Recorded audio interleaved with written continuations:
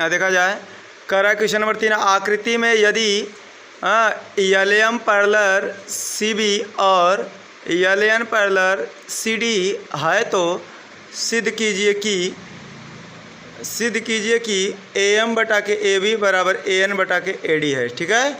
इस आधार पे हम देखेंगे, ये चित्र है आपका ए बी सी डी और इसमें एम एल एन दिया हुआ है। ठीक है ना, इसके आधार पे हम देखेंगे। तो हम पहला त्रिभुज लेंगे, इसमें देखिए ए बी सी, त्रिभुज ए बी सी लेंगे उसमें। तो यहाँ देखेंगे कि त्रिभुज ए बी सी में लिखेंगे तो L M parallel C B तो दिया है पहले ही, कहा है कि ये जो है एल एम है ई सी बी के क्या है पैरेलल है, दिया है, करा है। इस आधार पे हम लिखेंगे अगर जब, अब बताइए इस त्रिभुज में हम देख पा रहे हैं कि ये जो आपका एल एम है यह सी बी है, तो अगर त्रिभुज की दो भुजाओं को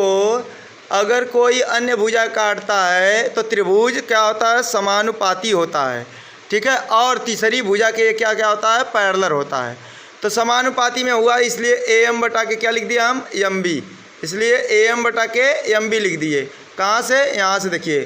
ए एम बटा के एम बी, फिर वैसे लिखेंगे फिर ए एल बटा के एल सी। ठीक ना, तो वही चीज़ यहाँ लिखे हैं, फिर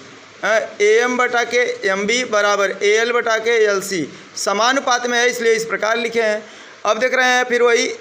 अब इसी को या तो उल्टा करके ये भी लिखते हैं एम बी बटा के ए एम या तो एल सी बटा के ए एल, उलट दिए हैं। दोनों पक्षों में एक जोड़ने पर, एक जोड़ने पर कोई फर्क पड़ रहा है, ई इधर से इधर आएगा तो माइनस हो जाएगा, कट जाएगा, यही रहेगा। इनका एलसीएम लेंगे तो M B plus A M, LCM लेंगे तो ए एम एक कम ए एम बटा के A M B plus A M बटा के ए एम बराबर L C plus I A L का एक में गुणा करेंगे ए एल एक कम ए एल बटा के फिर ए एल। ठीक ना, अब M B plus A M को लिख सकते हैं, आप फिगर में देखिए ये लिखा है कि M B plus A M को लिखेंगे पूरा ए बी, वैसे ही हम ए एल और एल सी को लिखेंगे पूरा ए सी। ठीक ना, तो यहाँ आ जाइए आप, तो करा M B plus A M को लिख दिया हम क्या, ए बी बटा के ए एम है बराबर, इसको लिख दिया हम पूरा ए सी बटा ए एल। क्लियर है ना, इसको उल्टा भी लिख सकते हैं, ए एम बटा के ए बी ए एल बटा के ए सी, इसको उल्टे हैं तो इसको भी उलट दिए जा करके।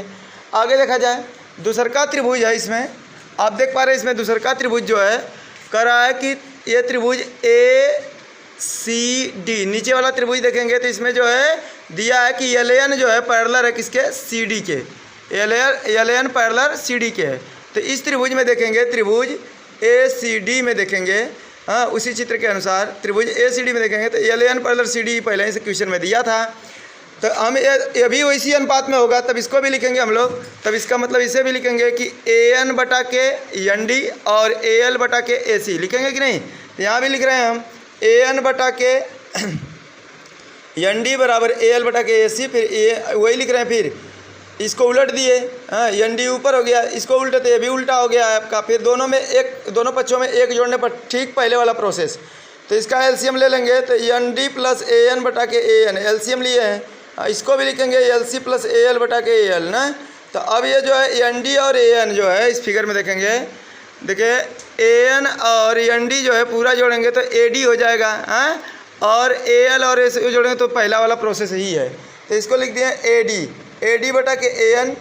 इसको लिख दिया ए सी बटा के ए एल, पूरा को ए सी बोल दिए, है ना। इस समय अब इसको जो है